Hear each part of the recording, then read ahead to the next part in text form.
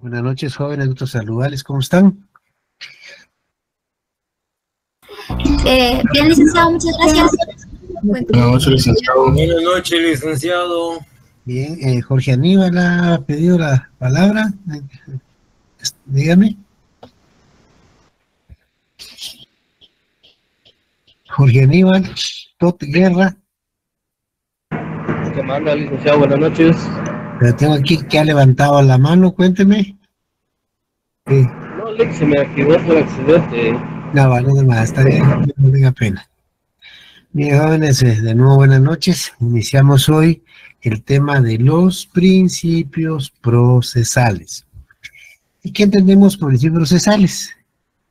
Recuerden primero que nada qué es el procedimiento y qué es el proceso.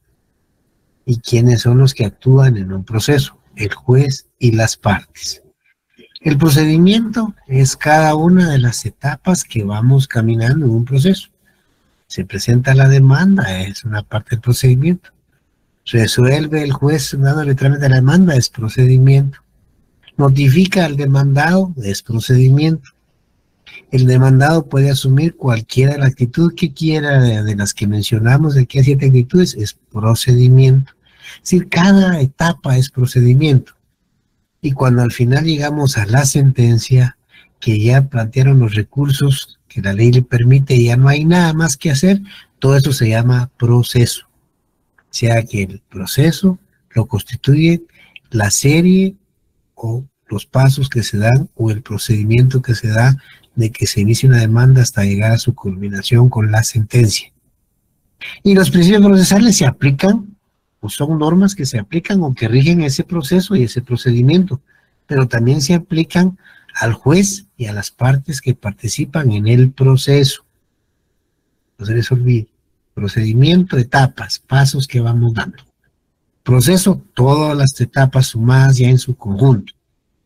Las partes, el juez que es el que dirige todo el procedimiento, y las partes que son las obligadas a cumplir con su obligación que le señala la ley en cada una de las etapas respectivas. ¿Sí me entienden qué son los principios? Para que ya empecemos a ver uno por uno. Bien. El primer principio se llama principio dispositivo, de disponer. ¿Quiénes son los que disponen en un juicio? Pues son las partes. Las partes son las obligadas, si necesitan iniciar un proceso, deben presentar su respectiva demanda. El juez no sale a buscar a nadie. Mire, usted tiene un problema, iniciemos un proceso. No, no. Son las partes las que tienen que disponer. Ellos presentan su demanda, ellos comparecen a juicio, no comparecen a juicio, se allanan, presentan desistimientos, aportan pruebas, es decir, todo eso le corresponde a las partes. Y en este caso, el 99% de actividades que se desarrollan en un juicio corresponden a las partes. El principio dispositivo de disposición, de disponer. Podemos ver eso, por ejemplo, en el artículo 26. A ver, ¿quién nos ayuda a procesar civil mercantil? Vamos a estar utilizando jóvenes.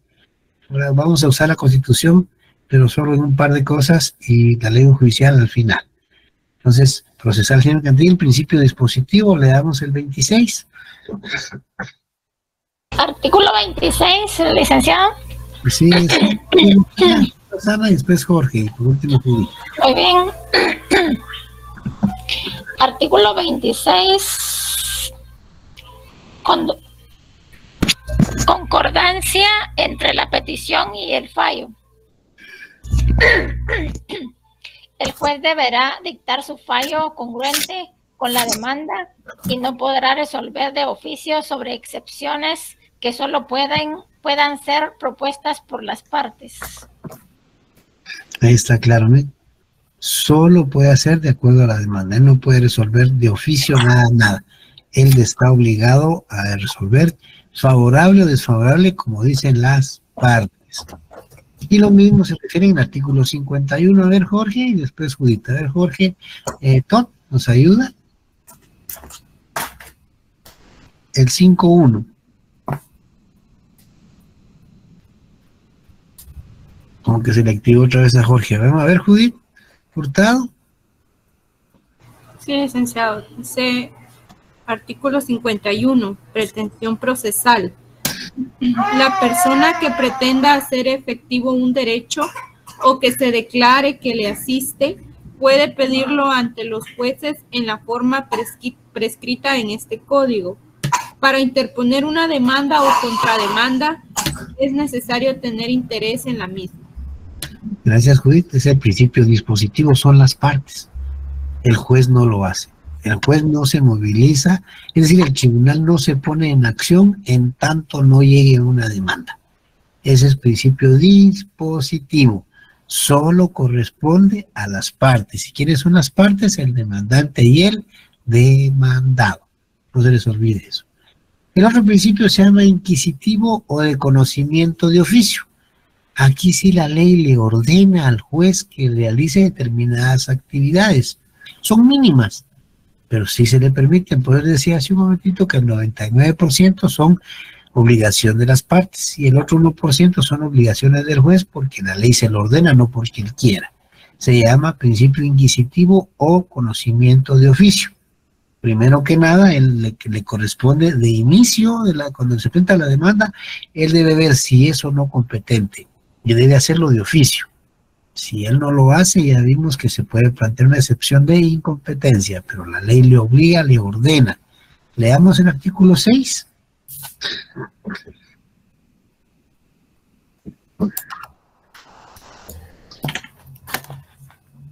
Buenas noches, licenciado. Buenas noches. Artículo 6. Conocimiento de oficio de las cuestiones de jurisdicción y competencia. Es obligación de los tribunales conocer de oficio de las cuestiones de jurisdicción y de competencia, bajo pena de nulidad de lo actuado y de responsabilidad del funcionario, salvo aquellos casos en que la competencia de los jueces puede ser prorrogada por tratarse de competencia territorial. Gracias, Mina, ahí está claro. Mira, es una obligación, es un conocimiento de oficio. Dice, bueno, presentar la demanda, yo soy el juez, tengo que ver si soy competente o no. Si hago las cosas que si no siendo competente pueden declarar nulo todo, porque es nulidad, y además iniciar una acción en contra mía por daños y perjuicios. O sea que la ley le ordena que lo haga de oficio, no espere que nadie se lo pide. Ese es principio inquisitivo o conocimiento de oficio. Y lo mismo lo señala en varios artículos, pero vamos a mencionar solo uno más, donde se refiere al conocimiento de oficio. Veamos el 46.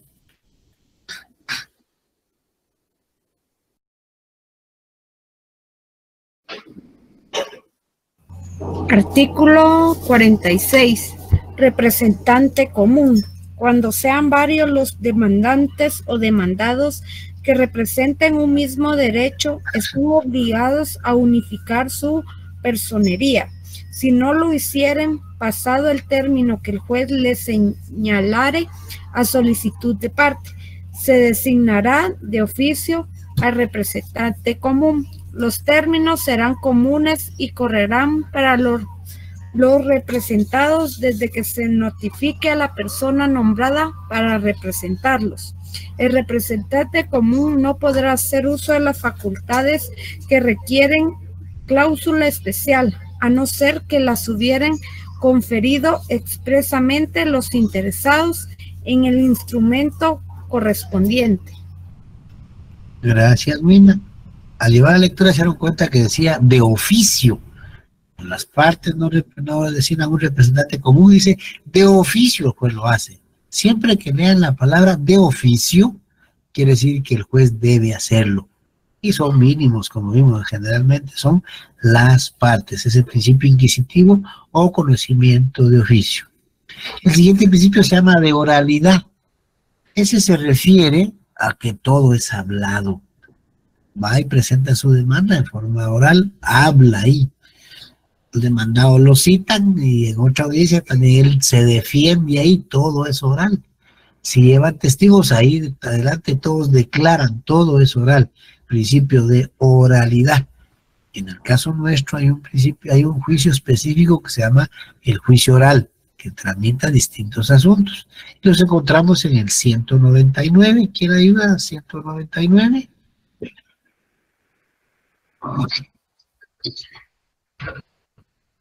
Sí, Judith. Sí, dice artículo 199. Materia del juicio oral. Se tramitarán en juicio oral, primero, los asuntos de menor cuantía, segundo, los asuntos de ínfima cuantía y tercero, los asuntos relativos a la obligación de prestar alimentos. Cuarto, la rendición de cuentas por parte de todas las personas a quienes les impone esta obligación la ley o el contrato. Quinto, la división de la cosa común y las diferencias que surgieren entre los copropietarios en la relación a la misma. Sexto, la declaratoria de jactancia. Y séptimo, los asuntos que por disposición de la ley o por convenio de las partes deban seguirse en esta vía. Gracias, Judith. Y eso mismo se reitera en el artículo 202. ¿Quién nos ayuda con el 202? Buenas noches, licenciado. Buenas noches, Ronald. Ayúdenos. Artículo 202. Y 202. Artículo 202, ¿verdad? Así es, Ronald. Juicio oral. Si la demanda se ajusta a las prescripciones legales, el juez señalará día y hora para que las partes comparezcan a juicio oral, previniéndolas presentar sus pruebas en la audiencia bajo apercibimiento de continuar el juicio en rebeldía de la que no compareciere. Entre el emplazamiento del demandado y la audiencia deben mediar por lo menos 3 días, término que será ampliado en razón de la distancia. Gracias, Ronald. Pero si la elevada lectura dice a juicio oral, es decir, a juicio hablado. A eso se refiere el 202 y así encontramos también, por ejemplo, el 211, pero ya no lo leamos, es suficiente con esos dos. Al contrario del principio de oralidad está el principio de escritura. Quiere decir que todo debe ser por escrito. En un memorial o en una solicitud debe escribirse. Y eso lo encontramos primero que nada en el artículo 61. Pero también se refiere a este principio que cuando se está tramitando el proceso en cada fase del procedimiento, hay que dejar constancia de actas. Eso es por escrito, se escribe. El artículo 61 son los requisitos de una primera solicitud que tiene que llevar obligadamente. Leamos el 61. 6.1. Artículo 61. Escrito inicial. La primera solicitud que se presente a los tribunales de justicia contendrá lo siguiente.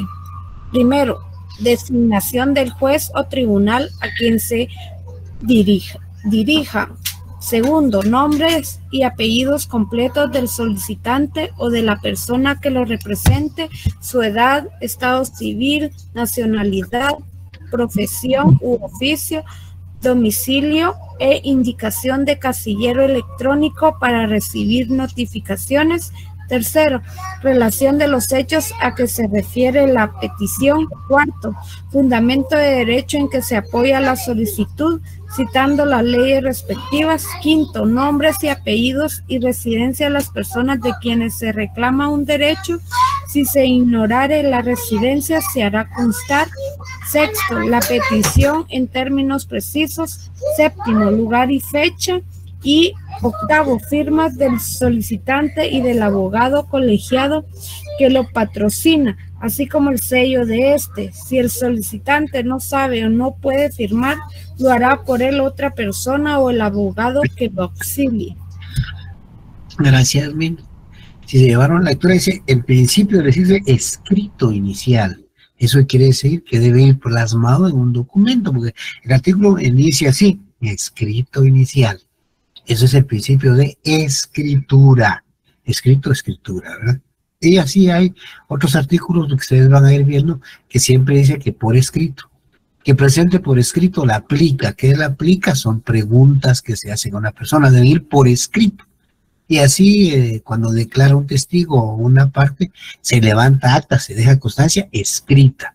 Siempre que la ley diga escrito o escritura o acta, Ustedes deben ver que se refiere al principio de escritura. Además de ese principio de escritura, seguimos con el principio de inmediación. ¿Qué quiere decir eso de inmediación? Quiere decir que el juez debe estar presente en todas las diligencias que se realicen. Si van a haber testigos, pues tiene que estar el juez ahí para escuchar a los testigos. Si van a declarar el demandante o el demandado, tiene que estar el juez ahí, auxiliado desde luego por el oficial correspondiente y el secretario que le auxilia, le asiste en la diligencia, pero el juez tiene que estar ahí. Eso se refiere al principio de inmediación y lo encontramos en el artículo 129.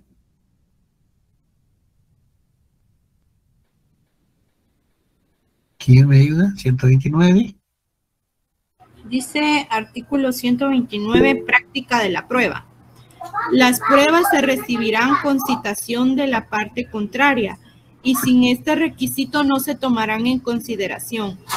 Para las diligencias de pruebas se señalará día y hora en que deberán practicarse y se citará a la parte contraria, por lo menos con 2 días de anticipación.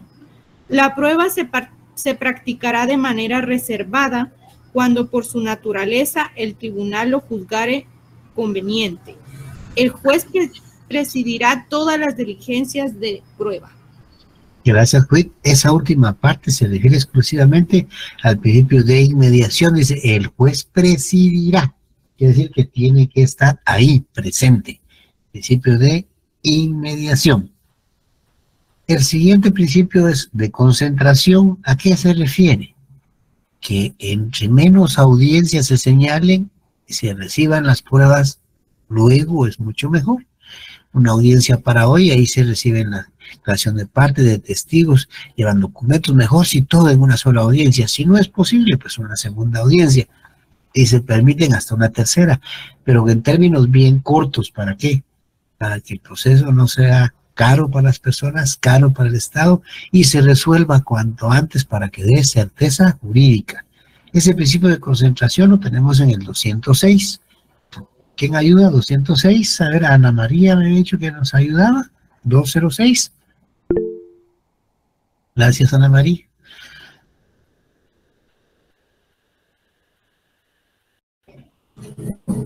Artículo 206. Pruebas. Las partes están obligadas a concurrir a la primera audiencia con sus respectivos medios de prueba. Si en esta audiencia no fuere posible rendir todas las pruebas, se señalará nueva audiencia dentro de un término que no debe exceder de 15 días. Extraordinariamente, y siempre que las circunstancias ajenas al tribunal o a las partes no hubiere sido posible aportar todas las pruebas, el juez podrá señalar una tercera audiencia exclusivamente para ese objeto. Esta audiencia se practicará dentro del término de 10 días, cuando se proponga la prueba de declaración de la parte. El juez determinará la audiencia en que deba practicarse, dentro de las que se prevén en este artículo. De igual forma, se procederá para el reconocimiento de documentos. Lo dispuesto en este artículo se entiende sin perjuicio de la facultad que tiene el juez para ordenar diligencias para mejor proveer, de acuerdo con el artículo 197. También están facultados los jueces que conozcan de estos juicios para señalar términos extraordinarios, cuando algún medio de prueba deba rendirse fuera de territorio de la República. Gracias, Ana María. Pero si usted lleva la lectura, habla que en la primera audiencia deben recibirse los medios de prueba. Sí, ahí deben comparecer las partes a la primera audiencia con sus pruebas. Si no es posible, pues una segunda, pero de preferencia debe concentrarse en una sola audiencia. Por eso se llama principio de concentración.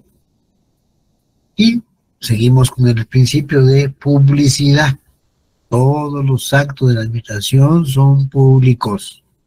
Tenemos acceso a ellos, podemos pedir informes, constancias, certificaciones de lo que hay conste, salvo que se refiera a cuestiones de seguridad nacional o que sean declarados con garantía de confidencialidad. Ahí sí nos vamos a la Constitución, en el artículo 30. ¿Quién ayuda? 30 constitucional.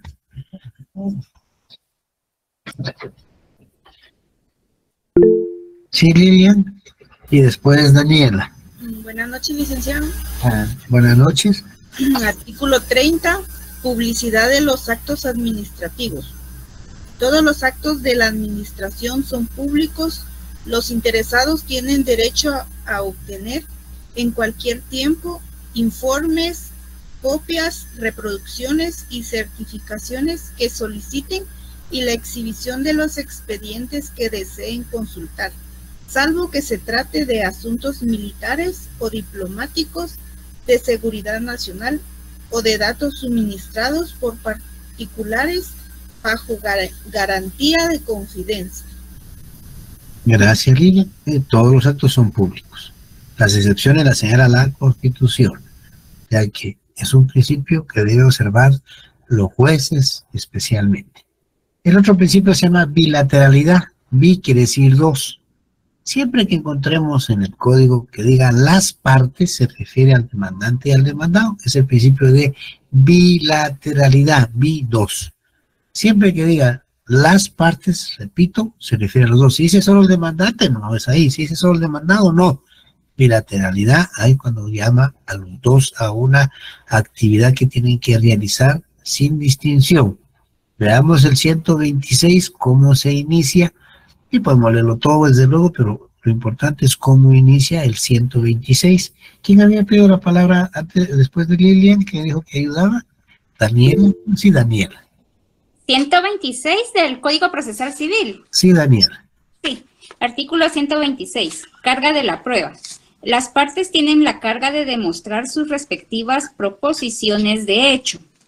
Quien pretende algo ha de probar los hechos constitutivos de su pretensión. Quien contradice la pretensión del adversario ha de probar los hechos extintivos o las circunstancias impeditivas de esa pretensión. Sin perjuicio de la aplicación de las normas precedentes, los jueces apreciarán, de acuerdo con lo establecido en el artículo siguiente, las omisiones o las deficiencias en la producción de la prueba. Gracias, Daniela. Pero se dieron cuenta que el artículo dice las partes. Siempre que encuentren ustedes las partes, a esas dos palabritas, las partes, es que se refiere al principio de bilateralidad. Una parte activa y una parte pasiva, o sea, un demandante y un demandado. Pero además de ese principio de bilateralidad, hay un principio que se refiere a que se gaste lo menos posible en los juicios y que las personas que no tienen recursos puedan acceder a ella. Y lo encontramos en el principio de economía. Es decir, las partes que no tienen recursos pueden acceder a los tribunales y que se les incluso facilita el auxilio de un abogado sin que tengan que pagar costas, gastos ni honorarios. Veamos el 89, 89. Procesal civil mercantil. ¿Sí, Javier? Ahora se lo leo, licenciado.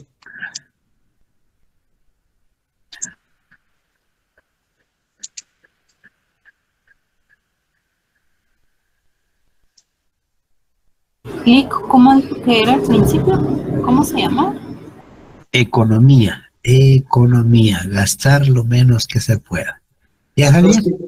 Los que carezcan de recursos para litigar en razón a su pobreza, podrán gestionar el beneficio de litigar gratuitamente con arreglo a las disposiciones siguientes. Beneficios de la declaratoria. El declarado con derecho a la asistencia judicial gratuita litigará con papel español, será asistido por abogado y no estará obligado al pago de honorarios, constitución de depósitos y demás gastos que ocasione el proceso, salvo que mejorare de fortuna.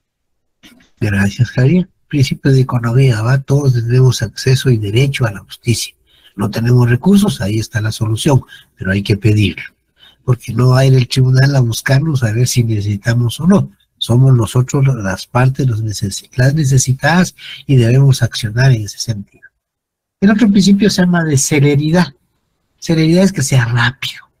Rápido, los juicios rápidos son más, que menos, ahí sí que volvemos al principio, también son económicos, crean menos problema, al Estado también les son más baratos, a las partes también que sean rápidos, se relaciona la economía con la celeridad, y ese principio de la celeridad lo tenemos en el artículo 233, procesal, civil y mercantil.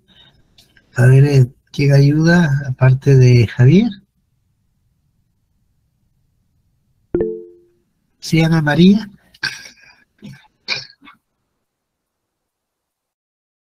$233, ¿verdad, licenciado? Sí, es Ana María, 233. Ok, perdón. 233. Contestación de la demanda. El término para contestar la demanda es de 3 días, en cuya oportunidad debe el demandado interponer las excepciones perentorias que tuviere contra la pretensión del actor. Las excepciones nacidas después de la contestación de la demanda, así como las relativas a pago y compensación, se pueden proponer en cualquier instancia y serán resueltas en sentencia.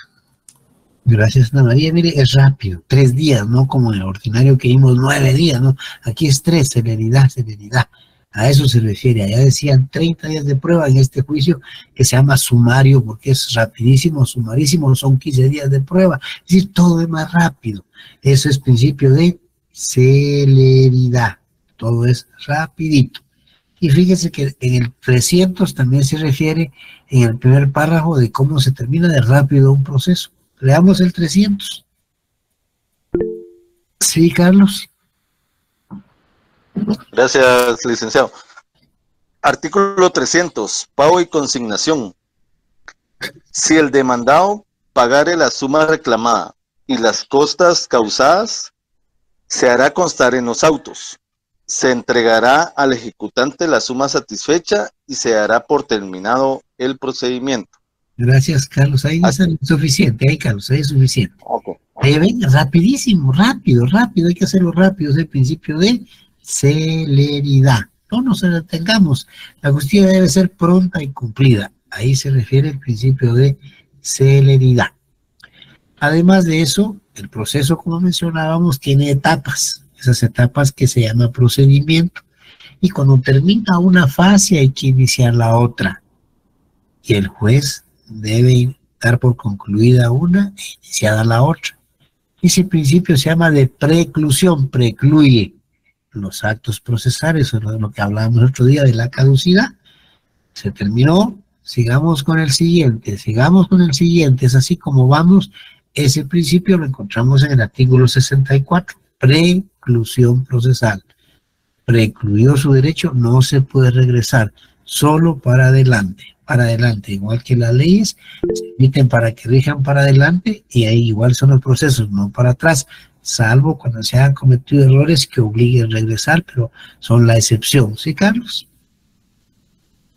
¿Lo leo, licenciado? Por favor, Carlos. Dice capítulo 2, plazos y habilitación de tiempo. Artículo 64. Carácter de los plazos y términos. Los plazos y términos señalados en este código a las partes para realizar los actos procesales son perentorios e improrrogables, salvo disposición legal en contrario. Vencido un plazo o término procesal, se dictará la resolución que corresponda al estado del juicio, sin necesidad de gestión alguna. Gracias, Carlos. Ya se precluyó, ya no puede regresar, tiene que ir adelante. Si usted no contestó la demanda, pues habrá quedado rebelde. Si ya lo pidieron, pues a petición de parte, y sigamos, se van las pruebas, sigamos, no podemos paralizarlo, no pedir, yo no contesto la demanda y que se esperen. No se puede, está la preclusión, dice, ya precluyó. Si ustedes no hacen una actividad, algo fuera de tiempo, el juez no le va a resolver mayor cosa, solo va a decir, en virtud de haber precluido, se rechaza de plano, punto. O otro más simple, precluyó su derecho, punto. ¿Y qué pasó?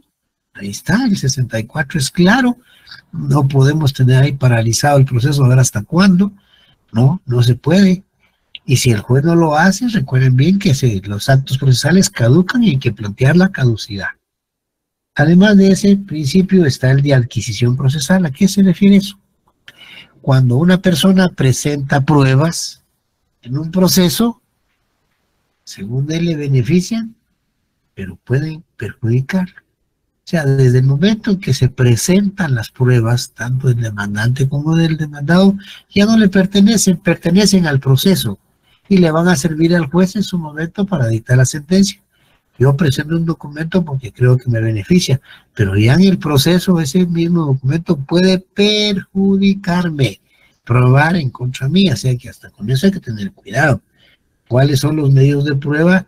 Especialmente en los documentos que uno va a presentar. Eso se llama adquisición procesal porque ya le pertenece al proceso, ya dejó de pertenecerle a la parte que lo presentó y repito, puede afectarle. Veamos el 177 en relación a lo que mencionábamos de los documentos. 177.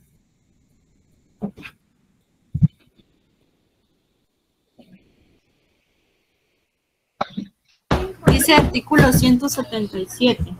Presentación de documentos. Los documentos que se adjunten a los escritos o aquellos cuya agregación se solicite a título de prueba podrán presentarse en su original, en copia fotográfica, fototástica o fotocopia o mediante cualquier otro procedimiento similar. Los documentos expedidos por notario podrán presentarse en copia simple legalizada, a menos que la ley exija expresamente testimonio. Las copias, fotografías y similares que reproduzcan el documento y sean claramente legibles, se tendrán por fidedignas, salvo prueba en contrario. Si el juez o el adversario lo solicitaren, deberá ser exhibido el documento original. El documento que una parte presente como prueba siempre probará en su contra. Gracias, Rita. Ahí está, mire la parte final. Tengan cuidado porque ya no es suyo el proceso de la prueba, ya ni la puede retirar.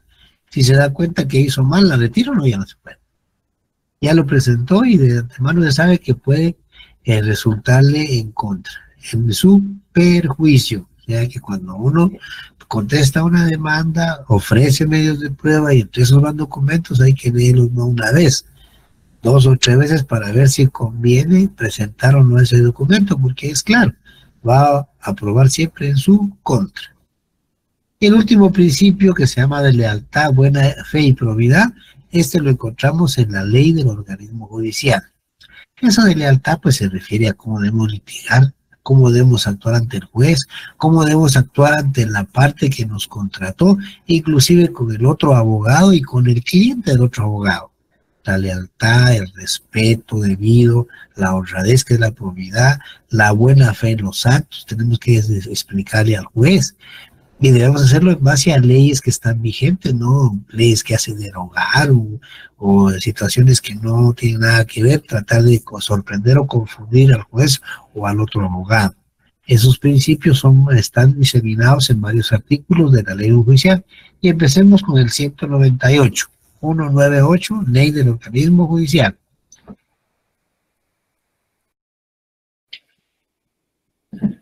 Dice artículo 198. Derechos de los abogados. Los tribunales y jueces dejarán a los abogados en la justa libertad que deben tener para sostener por escrito y de palabra los derechos de sus clientes. Los abogados deben proceder con arreglo a las leyes y con el respeto debido a los tribunales y autoridades. Serán citados por estas con el decoro correspondiente y no se les interrumpirá ni desconcertará cuando hablen en estrados, ni se coartará directa ni indirectamente el libre desempeño de su alta investidura, e igual trato deberán darles las autoridades, funcionarios y empleados de la administración pública de cualquier jerarquía. Los tribunales darán a los abogados el trato respetuoso inherente a su investidura. Gracias, juez. Y leamos el 200, que también se refiere a ese principio que debemos respetar nosotros. Debemos más que respetar, aplicar o ser respetuoso de esos preceptos legales. A ver, el 200, ¿quién nos ayuda? Javier o Daniela. A ver, ¿qué hay? Sí, Lilian. Y después Daniela. Artículo 200, obligaciones. Son obligaciones de los abogados. A. Guardar lealtad procesal a las partes y al tribunal, comportándose en su conducta pública y profesional con decencia, honorabilidad y decoro. Su vida privada debe ser compatible con tales calificaciones. B. Alegar por escrito o de palabra, sin faltar a la verdad de los hechos ni contra las disposiciones legales. C. Defender gratuitamente a los declarados pobres y a los procesados que no nombren defensor. Los jueces cuidarán de distribuir equitativamente entre los abogados de su jurisdicción la defensa de los pobres y tienen facultad para imponer a aquellos multas de 5 quetzales a 25 quetzales cuando sin justa causa no cumplan con su deber. Gracias, Lilian. Daniela, ayúdanos con el siguiente. Artículo 201. Prohibiciones. Es prohibido a los abogados: a. Actuar en los juicios en que el juez tuviere que excusarse o pudiere ser recusado a causa de la intervención del profesional. b. Invocar leyes supuestas o truncadas. c. Revelar el secreto de su cliente. d. Abandonar sin justa causa los asuntos que hubiere comenzado a defender. e. Interrumpir el discurso o declaración de la parte contraria o de su abogado. f. Exigir a su cliente honorarios mayores que los concertados o los que fijan los aranceles. g. Defender a una parte después de haber principiado la defensa de la otra en el mismo asunto. El H se suprime. Y faltar al cumplimiento de las demás obligaciones que prescriben las leyes y los reglamentos. Los tribunales están obligados a proceder conforme a esta ley en los casos de infracción de este artículo. Gracias, Daniela. A ver, Carlos Magarín, ayúdanos con el 202. Artículo 202, responsabilidad. Los abogados son responsables de los daños y perjuicios que sufran sus clientes por su ignorancia, culpa, dolo, descuido, negligencia o mala fe comprobada. Gracias, Carlos. Y el artículo 203 y 204 también se refieren a ello. O sea, debemos ser cuidadosos. Y algo importante que les señala ahí, dice que la vida privada con la pública tiene que ser ordenada. Ya como abogados ustedes no pueden estar haciendo escándalos o relajos en cualquier parte, porque ya ustedes van a ser abogados las 24 horas del día, los 305 días del año. Me dicen, bueno, pero ahorita no estoy ejerciendo, ¿no? Pero es que las profesiones se las dan para todo el resto de su vida, no para determinadas horas. No le va a decir, mire, usted es abogado solo en horas hábiles, ¿verdad? No. Entonces tiene que tener mucho cuidado. Yo por eso les decía en la primera clase, cuidado. Los antecedentes penales quedan ahí para siempre, los antecedentes policíacos, eso les puede crear problemas al final de su carrera. Es que cuídense en ese sentido. Con esos principios, y ahí lean ustedes el 203 y 204 para que también vean las otras obligaciones y responsabilidades y derechos que tienen los abogados cuando estamos en ejercicio de una profesión. Con eso terminamos todos los principios que regula el programa. Concluimos ahí. Sí que incluimos un poquito antes que lo de siempre, pero pues qué bueno, feliz noche, buen provecho. El viernes, el día de honores, estamos pendientes a ver si nos avisan y damos una de las clases. Si no la damos, pues aquí estaremos, y si no, pues nos vemos después del descanso de la Semana Mayor, porque si el viernes de honores se permite que se den un descansito. Así es que desde ya feliz noche.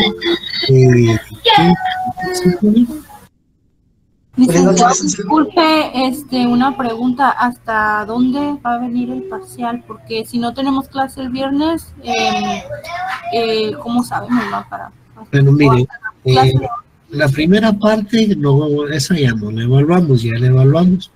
De la primera parte, olvídenla, y si ya no tenemos clases de equipo, que el examen nuestro es el 19 de abril, pero creo que hay unos 2 exámenes antes, me parece.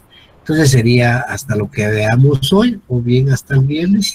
Si eventualmente tuviéramos una clase después que ya no creo porque empiezan los segundos parciales, solo hasta lo que veamos hoy. De todos modos, como hay compañeras y compañeros que finalmente me han mandado números para que yo me comunique, les daría llegar los temas para que no tengan ustedes ningún problema y no vayan a estar perdidos en que leen, que estudian, que analizan.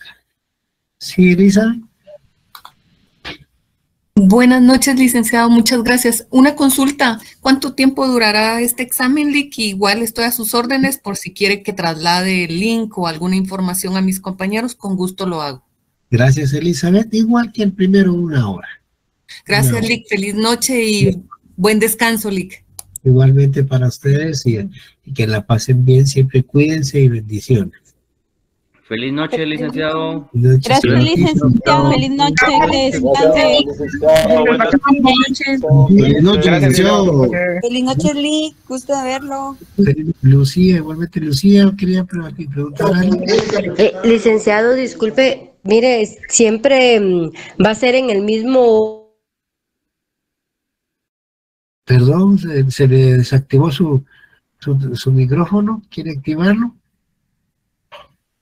Licenciado, me imagino que iba a preguntar si iba a ser en el mismo Classroom o se iba a crear uno nuevo. Yo les mando ¿cómo se llama? El link. Yo les mando ahí, no tengan pena. El Classroom va a ser. Gracias, licenciado. Disculpe. Gracias, Carlos. ¿Desde qué tema es el que iniciamos? O sea, el examen. Ya, Rosana creo que había hecho sus preguntas, ¿verdad, Rosana? No, licenciado, disculpe, solo que me hiciera favor de repetirme el último principio, solo me quedé de principio de lealtad, pero dijo algo más, si me hiciera favor de repetir. Lealtad, buena fe y probidad. Gracias, Lick. Vaya, Rosana, feliz noche de nuevo a todos. Feliz noche, Lick. Buenas noches, licenciado, que descanse. Adiós, Sheila, adiós, Jamie. Feliz noche, Lick. Feliz noche, Judith. Feliz noche, licenciado. Descanse. Feliz noche, licenciado. Feliz noche, María Elena. Feliz noche, Sonia. Feliz noche, licenciado. Igualmente, Lilian. Feliz noche, licenciado.